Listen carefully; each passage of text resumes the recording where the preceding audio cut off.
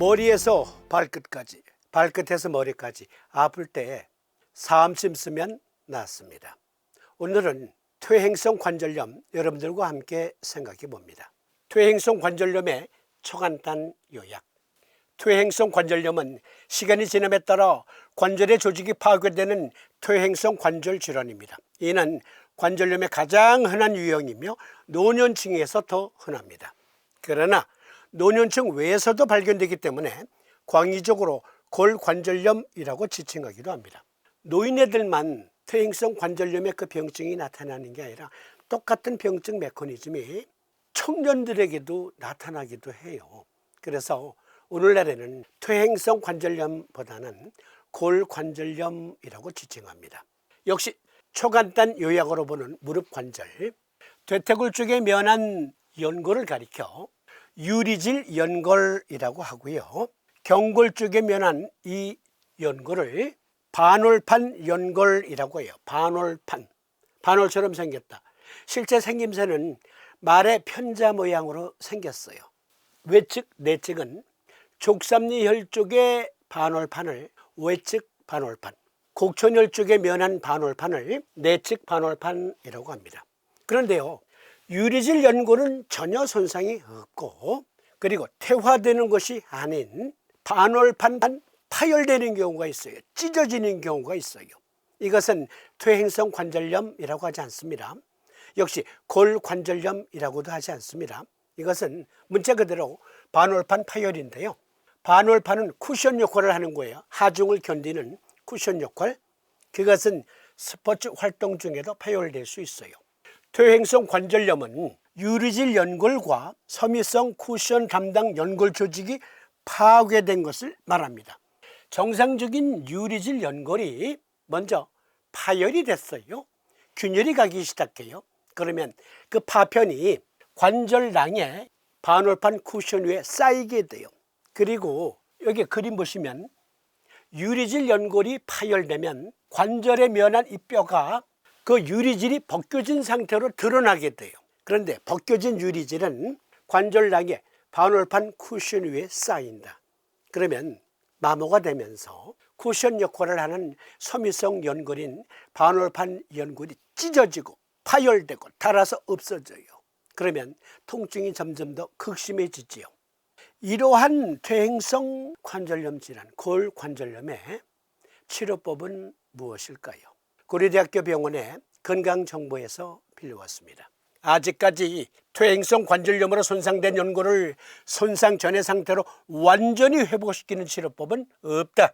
현재 퇴행성 관절염의 치료는 증상을 완화하여 삶의 질을 높이는 데 그 목적을 둔다.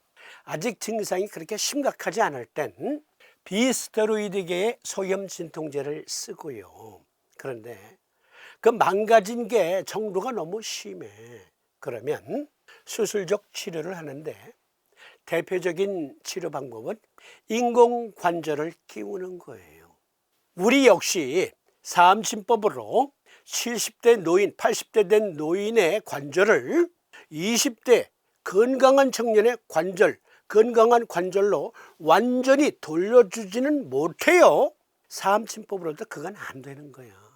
제가 언젠가 이런 비유를 든 적이 있는데, 우리 방송 기독교인들도 많이 보시니까 예수님께서요, 자기 친구 나사로가 죽었는데, 죽은 지 사흘 됐는데 부활시켰어요. 그런데 예수님께서 부활시킨 그 나사로가 지금까지 살아있답니까? 그 역시 죽었어요. 아니, 예수님께서 부활시킨 나사로도 결국 죽었다니까. 사암침법으로 70대 노인의 몸을 20대로 되돌려 줄 수는 없다. 그러니까 우리 역시 골관절염 환자의 삶의 질을 높이는 데 그 목적을 두어야 합니다. 그런데 존경하는 금호 김원경 선생께서 노인성 골관절염 비정격을 적용해서 통증을 그 자리에서 감소시켜 준 적이 있어요. 아마 유튜브에 찾아보면 나올 거예요. 비정격으로 골관절염 환자의 통증을 완화시켜 준 경우가 있어요. 그것도 미국에서. 그런데 금호 선생께서 비정격을 쓰셨다 하면 족태음습 비토경의 경기인 태음습 경기를 증폭시켜 주므로 비장의 정상적인 기능을 유지하게 하는 요법이었단 말이에요. 그러면 과연 금호 선생께서 제시하신 이 비정격 의과학적인 근거는 없을까? 제 탤런트가 그것 아닙니까? 사암침법을 적용할 때 의과학적인 근거를 검증된 논문에서 찾는 것, 찾아보니까 있어. 네이처지 한 논문을 보니까 염증성 관절염 치료를 위한 비침습적 초음파 자극, 이 논문에서는 미주신경, 비장신경 및 비장을 통한 콜린성 항염증 경로의 조절, 그 요법으로 비침습적 초음파 자극이 염증성 관절염의 마우스 모델에서 질병의 심각도를 크게 감소시켰다. 이건 밑에 B 그림이고, A 그림. 미주신경의 전기 자극 또는 비장의 초음파 자극은 T세포 및 대식세포와의 신경소통을 조절하여 염증성 사이토카인 생성을 차단하고 항염증 상태를 촉진하는 것으로 생각된다. 비록 동물 실험이지만 비장을 자극하는 초음파 치료를 했더니 쥐 실험에서 관절 통증이 크게 감소되더라. 이 장면에서 스탑, 이거 그대로 적으세요. 그리고 구글 검색어로 클릭, 우측 상단에 구글 번역기 클릭, 그래서 한글로 보세요. 쉽게 이해할 수 있게 되어 있어요. 다시 읽어드립니다. 결과 비장 초음파 자극으로 관절염 심각도 감소. 비장 초음파의 치료 효과는 림프구에 따라 달라진다. 서론에서 기술한 바와 같이 이전 연구들은 비장 T 및 B세포가 미주신경의 전기적 자극 또는 비장 자극에 의해 유도되는 항염증 효과에 기여한다. 족태음습 비토경의 태음습은 우리 몸의 면역 체계를 말해요. 그러니까 비장 자체는 백혈구를 생산 그리고 필요한 곳으로 보내는 역할을 하잖아요. 림파틱 시스템을 빌려서.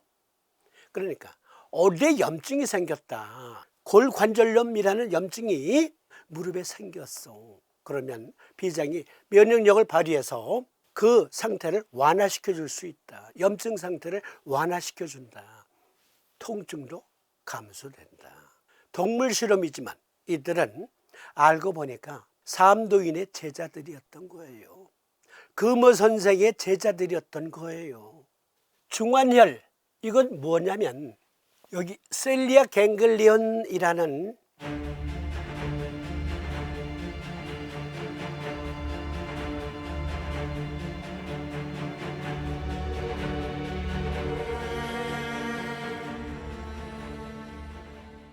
태양신경총은요, 이 그림에서 보시듯이 심장, 폐, 간, 비장, 신장, 위, 췌장은 물론이고 그리고 소장, 대장 등과 연결되어 있거든요. 이 부분이 셀리아 갱글리온이에요. 복부에 있는 중환혈을 자극하면 이 셀리아 갱글리온이 반응합니다. 그런데 이들은 중환혈처 자극법을 모르니까 주위에 등을 자극했어요. 이 그림은 제가 여러 번 보여드린 그림이죠. 예를 들어서 췌장암의 경우, 췌장염의 경우 통증이 극심해지면 룸바 1번 사이에 등 쪽에서 양쪽에 바늘을 꽂고 그곳에 두 가지 주사법을 시행합니다. 하나는 마약성 진통제 그리고 스테로이드, 또 하나 마취제, 그걸 믹스해서 등에 꽂아서 셀리아 갱글리온에 주입을 합니다. 그러면 한 3개월 정도 통증이 완화돼요. 또는 셀리아 갱글리온에 신경을 녹여버리는 방법이 있어요. 그러면 췌장 통증이 뇌로 전달이 안 돼. 그러한 방법들을 등 쪽에서 하거든요. 네이처지의 연구진들은 주위에 이 룸바 1번 쪽에 비장신경을 자극한 거예요. 비장신경을 주위 등에서 전기로 자극을 주니까, 초음파로 자극을 주니까 골관절염, 무릎 통증 등등이 완화되더라. 비침습적 초음파 자극이 염증성 관절염의 마우스 모델에서 질병의 심각도를 크게 감소시켰다. 비장 자극 초음파 치료로 골관절염의 통증을 크게 완화시켰다. 그리고 질병이 계속 진행되는 것을 완화시킬 수 있다. 지연시킬 수 있다. 그런데 찾아보니까 또 다른 논문이 있어요. 비장과 위를 조절하면 골다공증이 동반된 무릎 골관절염 환자의 뼈와 관절 기능을 향상시킬 수 있습니다. 여기에서 현저한 효과에서 강조하는 것은 치료 후 영향을 받은 사지관절의 부종, 통증 및 압통이 사라지고 관절 활동이 정상으로 돌아왔습니다. 그리고 이 현저한 효과보다 조금 못 미치는 효과로서 치료 후 영향을 받은 사지관절의 부종, 통증 및 압통이 완화되었으며 관절 활동이 제한되지 않았습니다. 이것은 미국 국립보건원 의학 논문 데이터베이스에서 찾아온 논문. 결론, 비장과 위를 조절하면 골다공증이 동반된 무릎 골관절염 환자의 뼈와 관절 기능이 향상된다. 그런데 이들은 중국의 전통적인 채침법을 썼어요. 채침법. 그런데요, 삼침법은 비장과 위 기능을 정상적으로 회복시키는 데는 그 어떤 침법보다도 탁월하잖아요.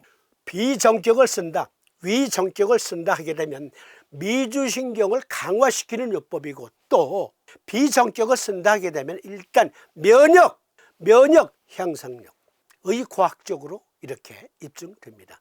무릎 골관절염으로 고통받고 계시는 분들, 노인분들 비정격, 위정격 쓰세요. 그러면 다음 시간에는 인공관절로 바꿔 꼈는데도 계속 아파요, 이런 분들 많으시거든요, 주위에. 그러면 그런 분들에게는 어떻게 통증 클리닉으로서 통증 완화 요법을 써줄 수 있을까요? 이것은 이어지는 시간에